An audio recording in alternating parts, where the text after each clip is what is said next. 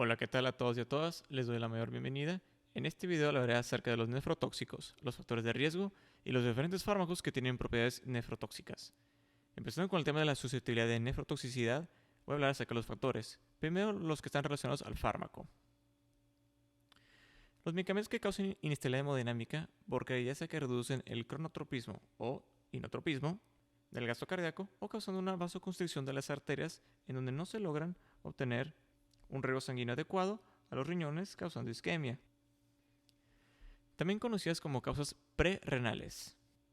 El siguiente es que hay fármacos que tienen la capacidad de provocar un daño directo a la célula, ya sea a la membrana celular, proteínas intracelulares, a los lisosomas o el mismo núcleo, daño nuclear.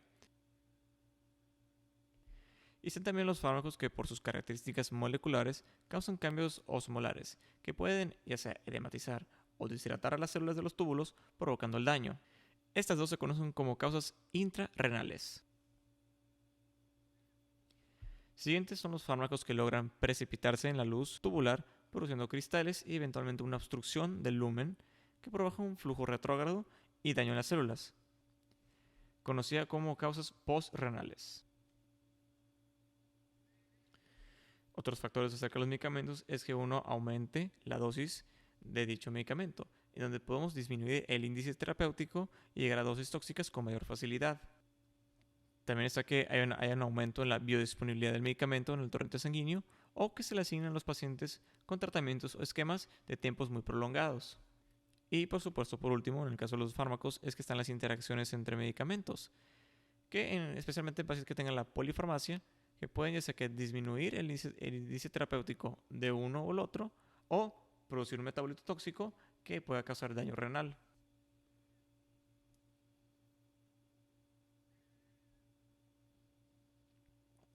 Ahora, factores relacionados al riñón. Recuerda que el flujo sanguíneo del riñón abarca aproximadamente un 25% del gasto cardíaco, en donde, que si ustedes recuerdan, que existe un área de la nefrona que presenta un ambiente hipóxico por naturaleza y además tiene la actividad metabólica más alta de toda la nefrona, y eso se la hace de Henle, lo que la pone muy susceptible a las isquemias.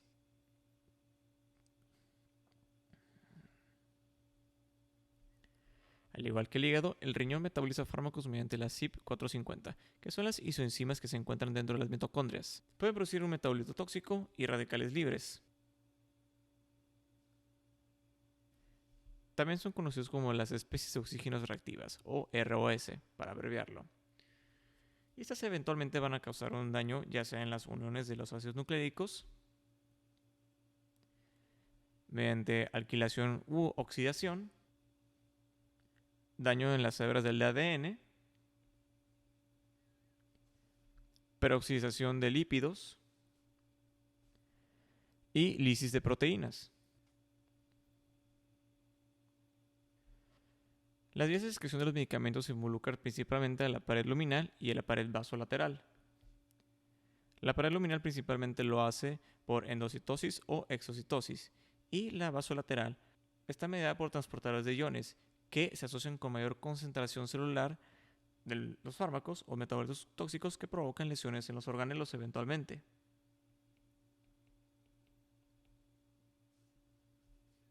Ahora bien, los factores relacionados al paciente.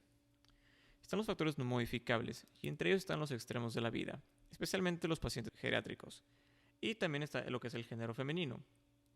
Estos se asocian porque tienen menor cantidad de volumen, que esto disminuye el flujo sanguíneo y crea una susceptibilidad hacia la nefrotoxicidad. Y también están los polimorfismos, que son las variantes genéticas que nos identifican como seres humanos, y hay genes que pueden aumentar y otros disminuir el metabolismo de los fármacos. Si están los pacientes con una filtración glomerular disminuida que no se conocía, y también los pacientes que tengan hipoalbuminemia. La primera es porque no filtra adecuadamente el fármaco, aumentando ya sea también la biodisponibilidad.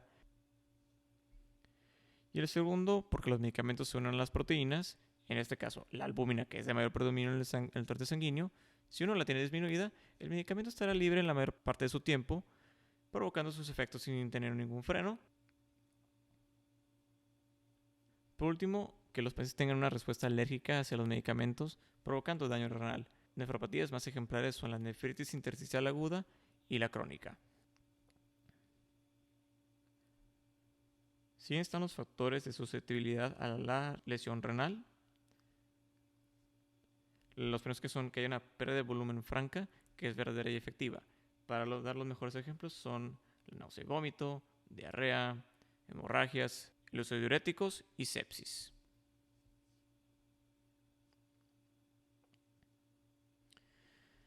Así como también pacientes que tengan insuficiencia cardíaca o que tengan un gasto cardíaco insuficiente, enfermedad hepática con ascitis y personas que tengan lesión renal aguda conocida o enfermedad renal crónica ya conocida o no conocida.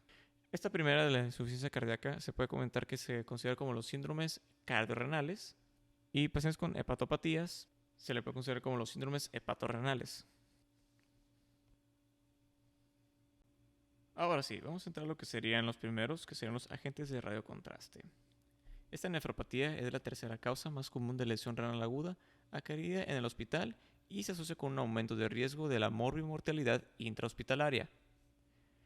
Esta se define por un aumento absoluto o porcentaje de creatinina sérica de la basal dentro de 48 a 72 horas.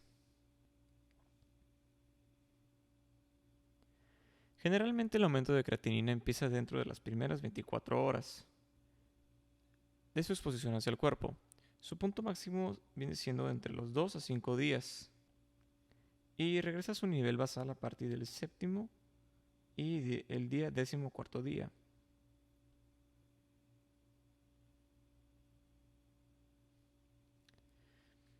Existen dos factores importantes para que ocurra esta nefropatía.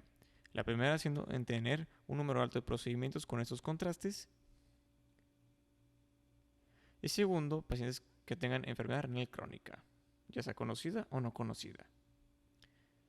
En pacientes con la nefropatía crónica en estadio 3 o mayor, el riesgo de daño renal puede duplicar o hasta llegar 5 veces más comparando con personas con función renal aparentemente normal. Ahora, viendo lo que sería la fisiopato de esos contrastes, existen 3 mecanismos. El primero sería este. El contraste activa sustancias vasoactivas como la adenosina y la endotelina, que estas van a provocar una vasoconstricción de la arteriola aferente de la nefrona, lo que esto va a disminuir el flujo sanguíneo y eventualmente la disminución de la filtración glomerular.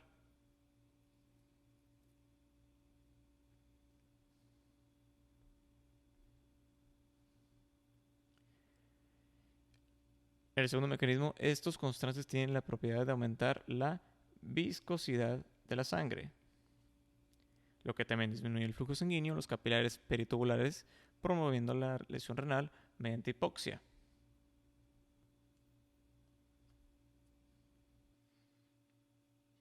Por último, mecanismo de daño, existe el que es el directo, que está mediado por cambios de osmolares, o sea que ya que el contraste es hiperosmolar, esto obliga a retirar el agua del espacio intracelular del túbulo contornado proximal, deshidratando la célula, y esto tiene dos resultados.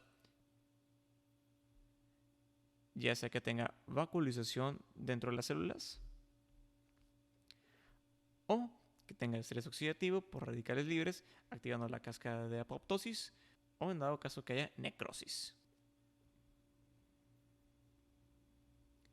Existen 3 tipos de contrastes. Está el de baja osmolaridad, el de isosmolar y el de alta osmolaridad. La bibliografía comenta que no hay mucha diferencia entre el isosmolar y el hiposmolar en la incidencia de nefropatía inducida por contraste. Las dosis recomendadas se basan en el nivel basal de creatinina. Si la creatinina sérica está entre 1.5 a 3.4 miligramos por decilitro, se puede optar por una dosis de 150 mililitros de contraste. Y los que tengan una creatinina arriba de 3.5 miligramos por decilitro, se recomienda una dosis de 100 mililitros de contraste. Ahora, ¿y cómo podemos prevenir esta nefropatía? La mejor medida profiláctica es la administración de soluciones IV isotónicas. Y lo mejor es que sea antes y después de la administración del radiocontraste. Esto aumentaría también el flujo sanguíneo renal, disminuye la viscosidad inducida por fármaco y evita que haya un medio hiperosmolar en la luz de los túbulos renales. Aunque también se mencionan otras medidas, voy a dar los ejemplos que son 3 nada más. Está también lo que es el bicarbonato sódico, que es para alcalinizar la orina. Esto disminuye el estrés oxidativo en el riñón, pero no existe suficiente evidencia para poder sustentarlo. El uso del antioxidante como la N-acetilcisteína, que lo usa mucho para la presión de la nefropatía. Y se puede utilizar muy bien gracias a su facilidad, accesibilidad y también que es muy económica. Y por último, el uso de la hemodiálisis no se recomienda para poder eliminar el radiocontraste de la sangre, ya que no se logró reducir la incidencia de lesión.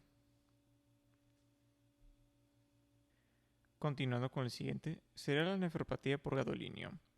Este medio de contraste se considera como un agente diagnóstico y seguro, pero con el tiempo se dieron cuenta que no está libre de efectos adversos. Produce lo que es la fibrosis sistémica nefrogénica, que para que ocurra se requiere que el paciente tenga enfermedad renal de base y exposición al contraste. Aunque existen factores adicionales que pueden aumentar la probabilidad de desarrollar esta enfermedad, incluyendo infecciones, estados preinflamatorios, como lo que es la obesidad y la diabetes, enfermedades vasculares, como cualquier tipo de vasculitis, estados de hipercoagulabilidad, hipercalcemia, hiperfosfatemias, y también el uso de eritropoyetina y la terapia con hierro, que si ustedes recuerdan, que todo paciente con enfermedad renal crónica no puede tener una apropiada secreción de eritropoyetina. Entonces, cuando estos pacientes que son susceptibles a esta nefropatía por este contraste, son personas o poblaciones que tienen que tener el uso de estos dos fármacos para poder tener una hemoglobina adecuada y no llegar a anemias por ser nefrópatas. La fisiopatología consiste de la fibrosis. Es una proliferación de los fibroblastos dérmicos y células dendríticas. Esto a su vez provoca un engrosamiento y esclerosis de la subdermis e hiperpigmentación de la piel. Es una complicación severa e irreversible que causa lo que será esclerosis de la piel, ya mencionada, lo que va a disminuir su turgencia, y esta esclerosis va a afectar la movilidad de las articulaciones, provocando contracturas. También producen lo que es ojo seco y eventualmente conjuntivitis, y ya que es un problema sistémico, va a causar fibrosis de órganos internos. Ahora, viendo el manejo, bueno, el mejor asesoramiento de la fibrosis sistémica nefrogénica consiste en la prevención. Se tiene que identificar a los pacientes que tienen riesgo de producir esta entidad y utilizar otros métodos de imagen para poder llegar a un diagnóstico. Se puede utilizar la resonancia magnética sin contraste, el uso de TACs, ultrasonidos y radiografías. En el caso que sea completamente necesario e indicado el uso del gadolinio, se recomiendan las siguientes medidas. El primero es usar un contraste macrocíclico. Segundo sería usar la dosis mínima requerida, optimizar los parámetros metabólicos, renales, hepáticos, cardíacos, hidroelectrolíticos también. En el caso de que el paciente tenga una lesión renal aguda, hay que esperar a que se recupere para tener las mejores condiciones del riñón. Y en el caso que hay pacientes que ya tengan terapia de reemplazo renal, especialmente la hemodiálisis, se puede considerar el uso de la diálisis dentro de las siguientes horas después de haber estado expuesto al contraste. Lamentablemente, cuando esta enfermedad empieza a desarrollarse, su desenlace es devastador y las opciones terapéuticas son limitadas. El único manejo que logra estabilizar o inclusive revertir la fibrosis es el trasplante renal. Aunque también se recomienda el uso de fisioterapia y controlar el dolor.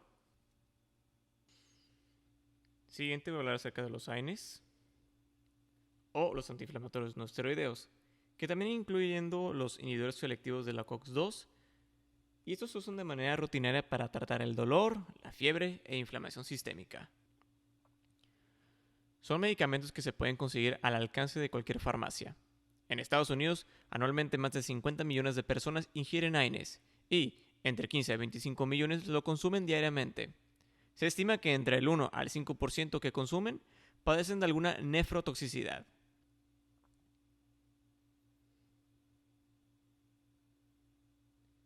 Entre esta la lesión renal aguda, glomerulopatías como la de cambios mínimos y membranosa, nefritis intersticial aguda, acidosis metabólica con hipercalemia, hiponatremias, necrosis papilar aguda y nefritis intersticial crónica. Los efectos adversos de los AINES están mediados principalmente por la inhibición de las prostaglandinas, que estas son producidas por el metabolismo de la COX y secretadas localmente en el riñón para modular los efectos de varios efectos sistémicos y sustancias locales. Al igual que también tienen el trabajo de aumentar la excreción de sodio, potasio y agua, en donde la excreción de potasio está modulada mediante la estimulación del sistema renina-angiotensina y si son inhibidas pueden dar hipercalemias. Pero bueno, para dar un ejemplo, en el caso de la presencia de vasoconstrictores como la norepinefrina, epinefrina, angiotensina 2, vasopresina y endotelina, las prostaglandinas aumentan sus efectos para contrarrestar el desbalance en la disminución del calibre de la arteriola aferente, que de hecho eso es su trabajo principal, ya que la prostaglandina es un vasodilatador en esta sección de aquí de la nefrona para que haya un aumento de flujo y una filtración glomerular adecuada. En los estados de las hipovolemias, ya que no existe una adecuada perfusión, el cuerpo logra tratar de hacer para compensar con las catecolaminas mediante aumentando la vasoconstricción, o sea, aumentando las resistencias periféricas y aumento del gasto cardíaco. Entonces, estos vasoconstrictores van a causar una vasoconstricción de las arteriolas y es aumentado cuando usamos AINES, ya que no existe la contraparte que son las prostaglandinas. Por consecuencia, disminuyendo lo que sería la filtración glomerular y eventualmente va a dar isquemia renal. Ahora voy a hablar acerca de los factores de riesgo que, si se consumen AINES, pueden aumentar su lesión renal aguda en ciertos escenarios. El primero, como ya lo mencioné ahorita, es disminución de la volemia o estados hipovolémicos. Pacientes con enfermedad renal crónica. La razón de esto es que son pacientes que tienen estados dependientes de prostaglandina. Si se usan los AINES, aumentan el riesgo de empeorar la función renal, lo que puede dobletear el riesgo de hospitalizaciones y provocar una enfermedad renal crónica agudizada. El tercero serían pacientes geriátricos, pacientes hipertensos también. En este contexto, los AINES causan cierto grado de retención de sodio y tienen un alto riesgo de desarrollar edema, falla cardíaca y también están asociados con aumento de eventos cardiovasculares. Y por último, para mencionar otros factores, pacientes con diabetes mellitus porque pueden causar las nefropatías diabéticas, lesión renal aguda, el uso de diuréticos ahorradores de potasio y bloqueadores de angiotensina. Siguientes son los fármacos anti-angiogénesis. Estos inhiben el factor de crecimiento endotelial o su receptor de tirosina quinasa. Y bueno, se utilizan en el contexto del cáncer, ya que los tumores utilizan lo que es la angiogénesis tumoral para que se puedan nutrir mediante la vascularidad principal, que si lo dibujo de esta manera, este es el tumor, produce los nuevos vasos para poder alimentarse de los nutrientes de la vascularidad principal. Con el uso de estos medicamentos evitamos que ocurra esto, proporcionando como una opción terapéutica para los procesos malignos agresivos. ¿Cuál es el problema? Es que los podocitos, que son parte de toda la nefrona, proporcionan este factor de crecimiento endotelial a las células endoteliales del glomérulo. Son estas aquí. Para mantener lo que sería o preservar la integridad del endotelio fenestrado. Al momento de perder esta integridad, va a causar ciertos efectos adversos. Va a causar lo que sería la proteinuria subnefrótica, que esta no rebasa más allá de los 3.5 gramos de proteínas en orina en una recolección de 24 horas. También va a causar hipertensión sistémica.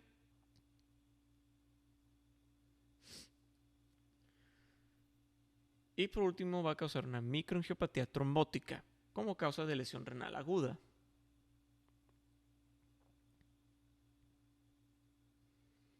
Para dar algunos ejemplos de los inhibidores del factor de crecimiento de endotelio, están los siguientes.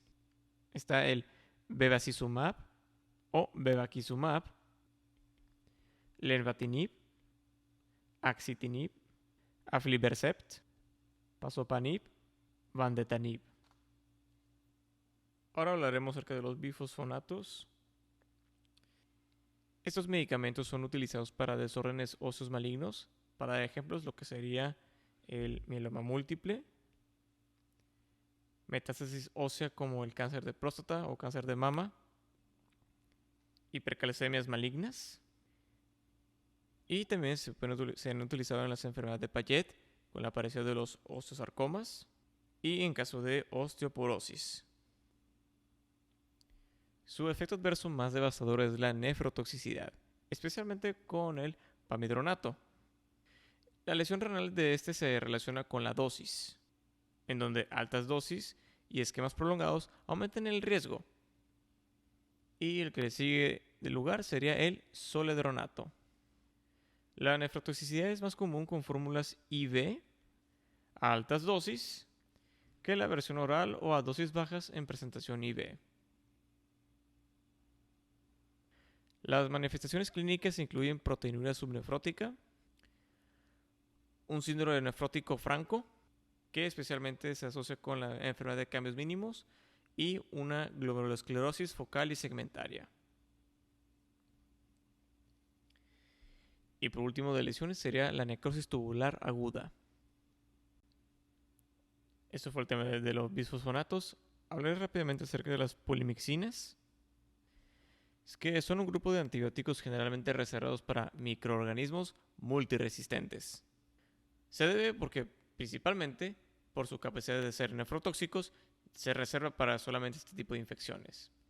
Y los fármacos con los que son conocidos como las polimixinas son la colistina y la polimixina B. Y ambos medicamentos tienen un índice terapéutico pequeño o angosto, que es muy fácil llegar a los niveles de toxicidad. ¿Y a qué se debe esto? Bueno, por el grupo de amino y componente de ácido graso del medicamento, esto va a incrementar la permeabilidad de la membrana tubular y aumenta el influjo de los cationes, por consecuencia dando una lesión tubular celular. Muy bien, ahora voy a hablar acerca de los aminoglucósidos. La lesión renal de estos antibióticos se asocia frecuentemente en pacientes hospitalizados. La incidencia tiene un rango entre el 7 y 36%, que esto incrementa con la duración de administración del fármaco, que dar un aproximado que si dura más de 2 semanas, aumenta esta incidencia. Y bueno, ahora ir con la fisiopatología. Estos son libremente filtrados por el glomérulo y luego son reabsorbidos por el túbulo contorneado proximal. La vía de eliminación es mediante la excreción renal. Por sus propiedades catónicas y anfifílicas, que significa que son hidrofílicas y lipofílicas, aumentan la unión con la membrana luminal del túbulo contorneado proximal. Se comenta que es mediante el receptor de megalina, y esto lleva a una acumulación de la droga dentro de la célula tubular cortical. La nefrotoxicidad se orienta mediante la carga del medicamento. Si es más catónico, hay mayor probabilidad de que el fármaco interactúe con la membrana luminal, por consecuencia provocando la endocitosis y acumulación dentro de los lisosomas intracelulares. En los estudios de microscopía electrónica se pueden apreciar los cuerpos mieloides, que son estos de aquí. Estas estructuras son fragmentos de membrana y organelos dañados que son el resultado de la inhibición de enzimas lisosómicas. La nefrotoxicidad ocurre por ciertos mecanismos. Mencionando el primero es la disrupción en la actividad subcelular de los organelos, inducción del estrés oxidativo y disfunción mitocondrial. Ahora rápidamente hablaré acerca de las manifestaciones clínicas. La lesión renal aguda tiene una etapa subclínica que se acompaña de una proteinuria de bajo grado y sedimentación urinaria como cilindros epiteliales y granulares. Y la disfunción tubular se manifiesta con una elevación en la excreción de sodio de ya sea mayor al 1 al 2%. Existe un desperdicio en la orina de potasio, calcio y magnesio, lo que se conoce como la potasuria, calciuria y magnesuria. Ahora voy a mencionar acerca de cómo, por ejemplo, la gentamicina se ha asociado con el síndrome de Fanconi, que este se caracteriza por un defecto generalizado en la reabsorción en el túbulo proximal y también un pseudosíndrome de Bartter, que este afecta la reabsorción de cloro, sodio y potasio. Se especula que la lesión ocurre por la activación de los receptores de calcio sensible, porque la gentamicina tiene propiedades catónicas, consecuentemente inhibiendo el transportador de sodio, potasio y cloro en el asa de Henle. Ahora mencionaré los factores de riesgo que se han identificado para padecer la nefrotoxicidad por aminoglucósidos. El primero es que tengan tratamientos prolongados por más de 10 días, alguna enfermedad renal preexistente, alguna sepsis, depresión de volumen, pacientes que tengan alguna hipocalemia y el uso concomitante de otros nefrotóxicos. Un ejemplo sería las cefalosporinas, especialmente la cefalotina, radiocontraste o AINES. También añadir que la gentamicina es la de mayor toxicidad, siguiendo la amicacina y finalmente la tobramicina. Es importante el monitoreo en estos pacientes que consumen estos antibióticos. Lo mejor es mantener esquemas de dosis no muy altas y fraccionarlos para cada 24 horas, ya que la absorción tubular es saturable. Sería prudente el monitoreo del nivel de creatinina cada 2 a 3 días. Pero en pacientes hospitalizados o que tengan datos de sepsis o algunos factores de riesgo ya antes mencionados, hacerlo de manera rutinaria o diario. Ok, ahora hablaremos acerca de las sulfonamidas. Estos son antibióticos efectivos como agentes antimicrobianos, pero que pueden causar 3 tipos de lesiones renales. Entre ellas está la nefritis intersticial aguda, cristalopatías y vasculitis. En donde la nefritis es la más común de las 3. Las cristalopatías se asocia con dosis altas y especialmente con la sulfadiazina. Y la vasculitis es la de menor frecuencia de las 3. Ok, ahora vamos con la fisiopatología. Esta está asociada con una cristalopatía, que ocurre porque el medicamento es insoluble y se precipita dentro del lumen del segmento distal de la nefrona, produciendo una obstrucción del flujo urinario, que esto se puede considerar como una lesión de tipo postrenal. Tomar en cuenta que las sulfas son ácidos débiles y esas lesiones son más propensas a ocurrir en orinas que son ácidas, especialmente con un pH menor de 6.0.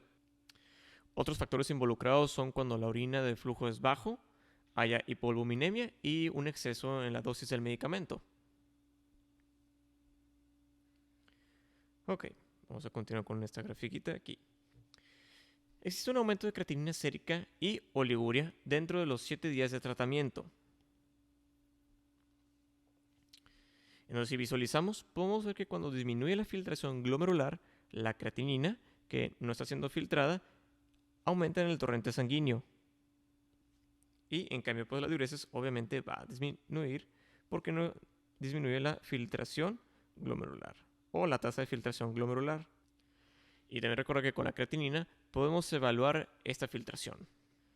En el uroanálisis se pueden apreciar los siguientes hallazgos: cristales birrefringentes en formas de paja y conchas, combinadas con leucos o piuria, hematuria y cilindros granulares. En el caso de los estudios de imagen como el ultrasonido, se pueden acumular cálculos en el parénquima o cálices y pueden aparecer como clúster de material ecogénico.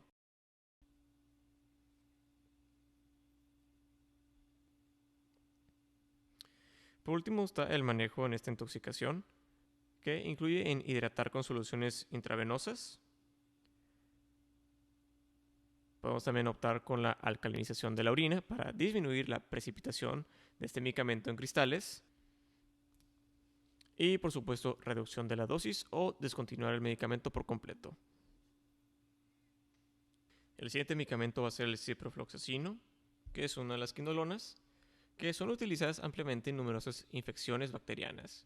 Este medicamento puede causar la nefritis intersticial aguda y también una lesión renal aguda por cristalopatías, al igual que las sulfonamidas. Voy a nombrar los factores de riesgo que pueden provocar la lesión renal aguda. El primero es un exceso de la dosis en geriátricos, que tengan pacientes con enfermedad renal crónica, depresión de volumen y que la orina esté alcalina. Ahora ir con la fisiopatología. Ahora, en el caso del ciprofloxacino es insoluble en pH neutro o alcalino, especialmente cuando el pH rebasa más del 7.3, y esto va a provocar una cristalización mediante precipitación. Como se dieron cuenta que las sulfos se precipitan en medios ácidos, el ciprofloxacino en medios alcalinos. Y claro, también se puede considerar como una lesión postrenal. Ahora, en el tema de las manifestaciones clínicas, el primer signo va a ser el aumento de la creatinina sérica de 2 a 14 días después del tratamiento. En la microscopía urinaria aparecen cristales de ciprofloxacino que pueden tener formas de agujas, tijeras, estrellas, inclusive mariposas, y también se mencionan de forma de abanicos. Pero también se pueden acompañar de diferentes tipos de cilindros, que no especifican cuáles, pero puede haber una gran variedad de ellos. En las biopsias renales se aprecian los cristales dentro de los túbulos renales, lo que comprueban más el tipo de mecanismo de lesión que sería el postrenal. Ahora un poco acerca del manejo y medidas preventivas. Primero, dosificarlo adecuadamente en base al nivel de función renal. Al igual, hay que seguir hidratando al paciente para evitar una depresión de volumen. La alcalinización de la orina se debería de evitar. Y el tratamiento fijo es la descontinuación del antibiótico o reducir la dosis. Ahora voy a hablar acerca del primer antiviral en esta lista, que es el aciclovir. Es un agente antiviral utilizado para tratar las infecciones del herpes. Su lesión renal aguda se asocia con la deposición de cristales dentro de los túbulos, y esto ocurre particularmente con dosis elevadas intravenosas. Y este medicamento también se elimina mediante la filtración glomerular y secreción tubular.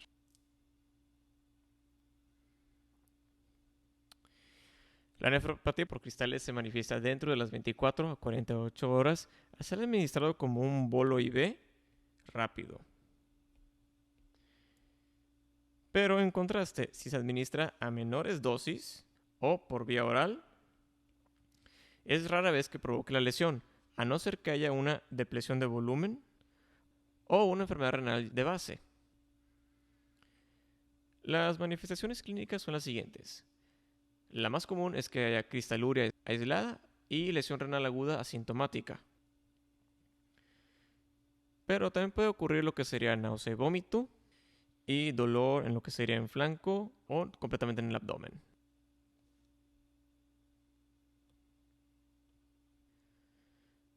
En el tema del uroanálisis podemos encontrar cristales de forma de alfiler, puede haber hematuria y piuria.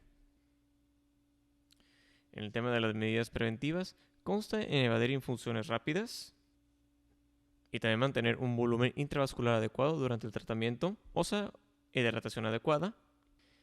En pacientes con enfermedad renal de base, es de suma importancia en reducir la dosis.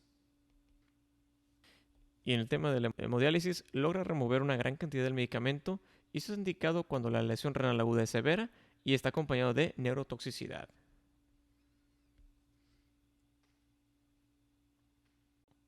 Otros antivirales que podemos mencionar está el indinavir y la atazanavir. Empezando con el primero, recuerda que estos son inhibidores de proteasa que están utilizados para el tratamiento de la infección por VIH. Estos provocan lesión renal aguda por cristales y también nefrolitiasis. Se comenta que el riñón logra eliminar 20% del indinavir y si el pH urinario es mayor a 5.5, esto va a precipitar el medicamento en el túbulo causando obstrucción, causando una lesión tipo postrenal. Entre las manifestaciones clínicas está lo que es el dolor renal tipo cólico. que bueno, si ustedes recuerdan, se caracteriza por tener una frecuencia que va en aumento y luego disminuye de manera intermitente. Se puede acompañar también de lo que sería la disuria, dolor en espalda, flancos o inclusive en área genital. En el contexto de la nefrolitiasis, dependiendo de dónde se localice el hito, va a dar la intensificación en donde el dolor se está refiriendo. Y por supuesto, pues, ya que si está afectando lo que sería la pelvis renal o cualquier tipo de inflamación del parénquima renal, va a dar lo que sería el Giordano positivo. En el uroanálisis muestran cristales de diferentes formas, como rectángulos, formas de estrellas y abanicos. En tema de las medidas preventivas, bueno, su mejor manejo es que el paciente tenga un consumo de 2 a 3 litros de agua al día. Los pacientes que tengan hepatopatías se les tienen que reducir la dosis o simplemente descontinuar el medicamento. Generalmente la nefrotoxicidad es reversible, aunque la fibrosis tubular intersticial crónica se ha notado como efecto adverso, ya que son esquemas de tratamiento muy prolongados que pueden eventualmente dar esta complicación. Y bueno, acerca de lo que sería el atazanavir, que pues tiene una farmacocinética muy similar a la del indinavir, que también se ha descrito nefropatía por cristales, nefrolitiasis y nefritis intersticial aguda.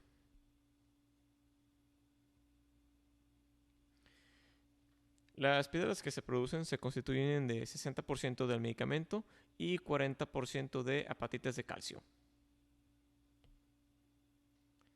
Y bueno, la mejor prevención, como en muchas, es evitar la depresión de volumen. Ahora voy a hablar acerca de un antifúngico sistémico, y eso es la anfotericina B. Es un antibiótico poliénico que se usa como tratamiento para infecciones fúngicas severas. El tema de la lesión renal es proporcional al total de la dosis acumulada, que entre más dosis, el daño va a ser proporcional a esa dosis. Ahora, hablando acerca de su fisiopatología, ya que es muy afín a la membrana celular, esto daña lo que sería la integridad de la membrana y aumenta la permeabilidad.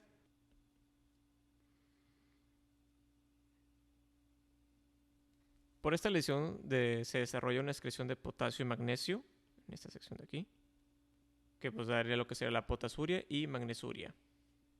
También hay un defecto en lo que sería en la inhabilidad de concentrar la orina.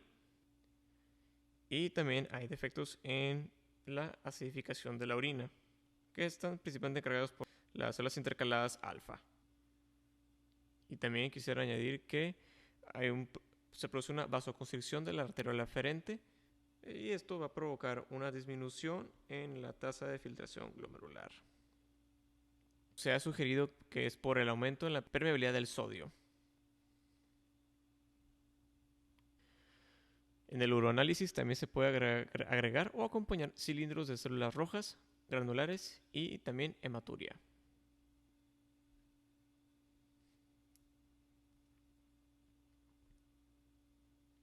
En relación a los factores de riesgo está la depresión de volumen, que esto va a potencializar la nefrotoxicidad de este medicamento.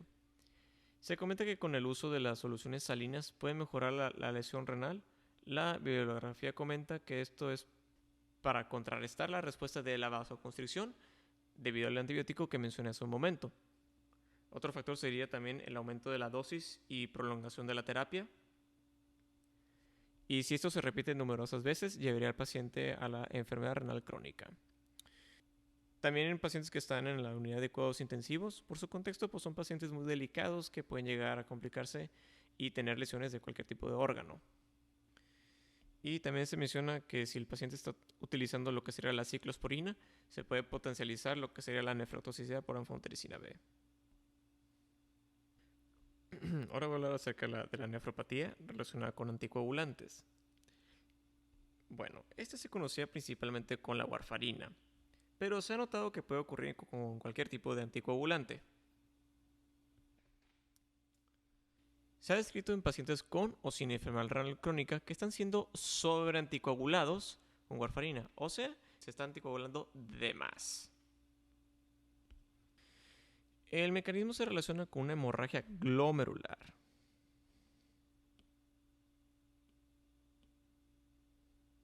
Con mayor frecuencia en pacientes que tengan alguna glomerulopatía.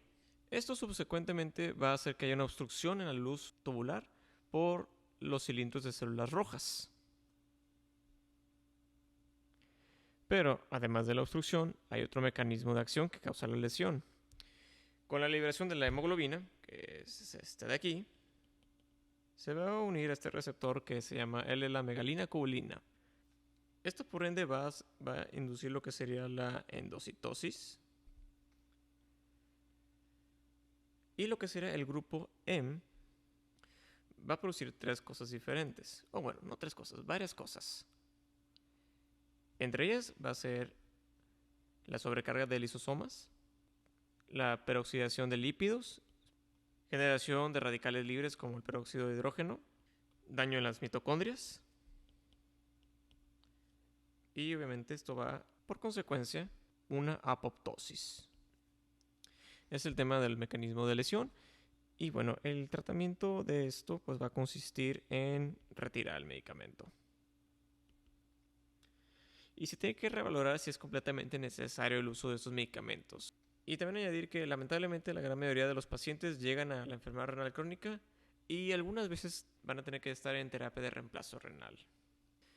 Ahora siguiente voy a hablar acerca de los agentes osmóticos, que la nefropatía osmótica está definida cuando ciertas macromoléculas entran a la luz tubular, especialmente del túbulo contornado proximal, y provocan un edema de las células.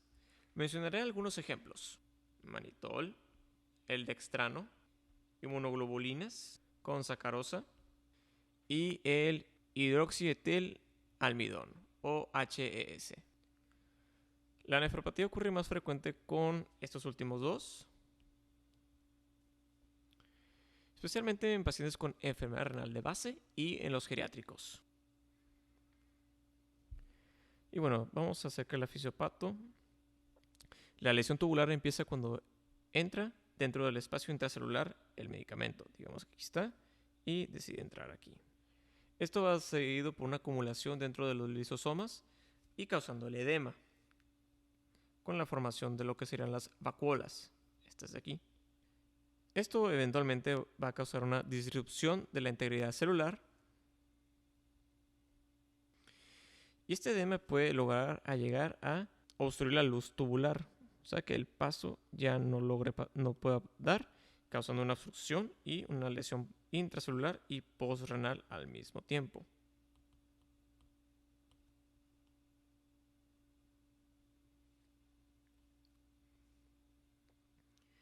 Y bueno, como muchos ya lo he mencionado, la prevención se basa en evitar estos agentes en pacientes de alto riesgo, que son los ya mencionados como los geriátricos y en pacientes con enfermedad renal de base.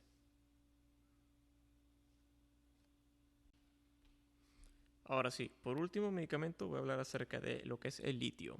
Este medicamento tiene alta efectividad en el manejo de lo que sería el desorden bipolar o desórdenes bipolares, poniéndolo como la piedra angular del tratamiento.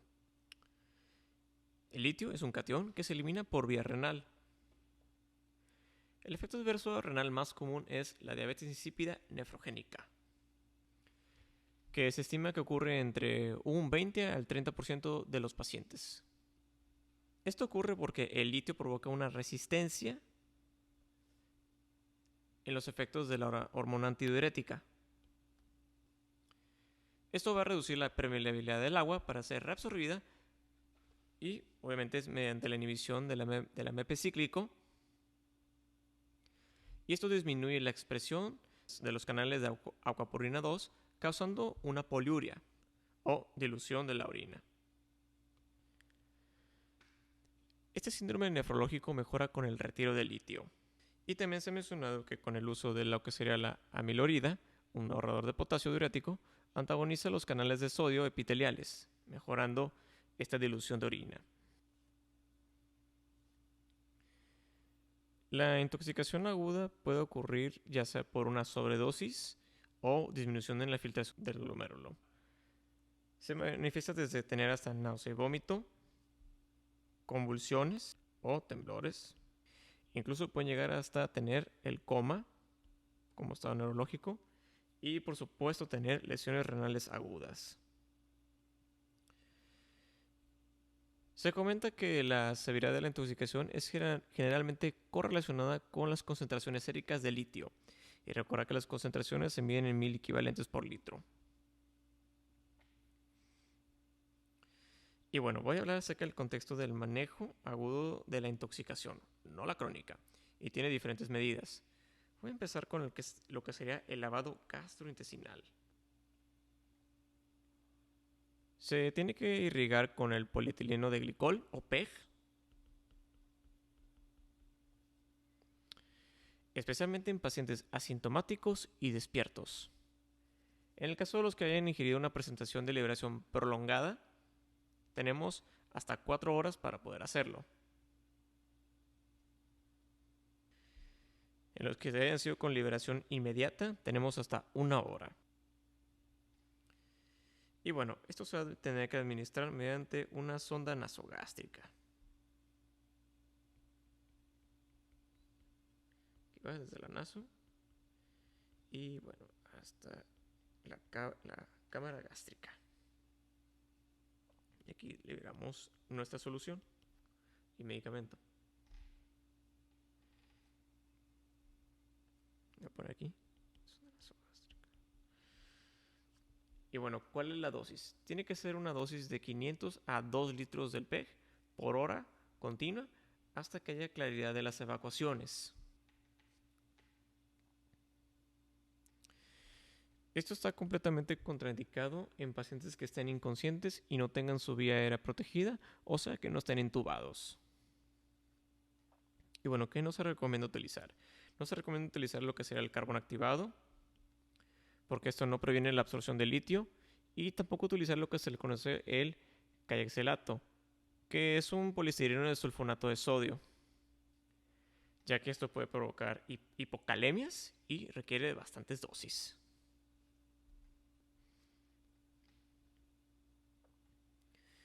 Y por supuesto hay que hidratar al paciente mediante soluciones IV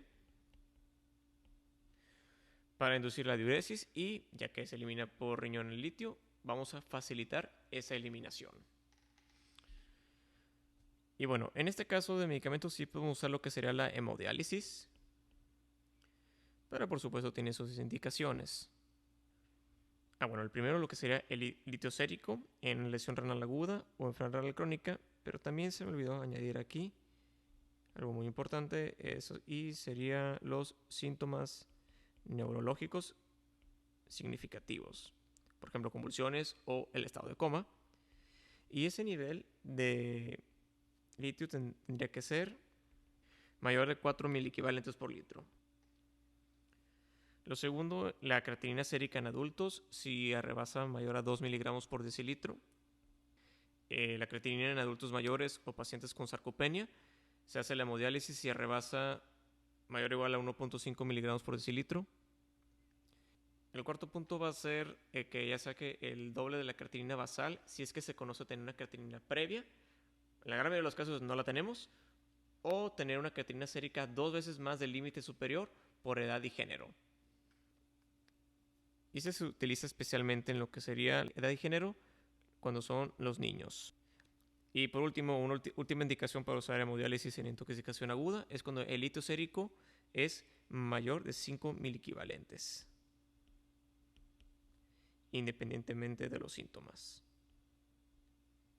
Y bueno, último comentario acerca del litio. Bueno, pues tristemente con el uso prolongado de este fármaco puede causar la nefritis tubulointersticial crónica, que se va a caracterizar por atrofia tubular y fibrosis intersticial con microcitosis tubular de la corteza y médula, que eventualmente pueden llegar a enfermedad renal crónica y enfermedad terminal renal. Bueno, eso fue todo para este video. Si les gustó, por favor denle like, compártanlo y consideren suscribirse al canal. También publico preguntas en el apartado de la comunidad. Hasta la próxima.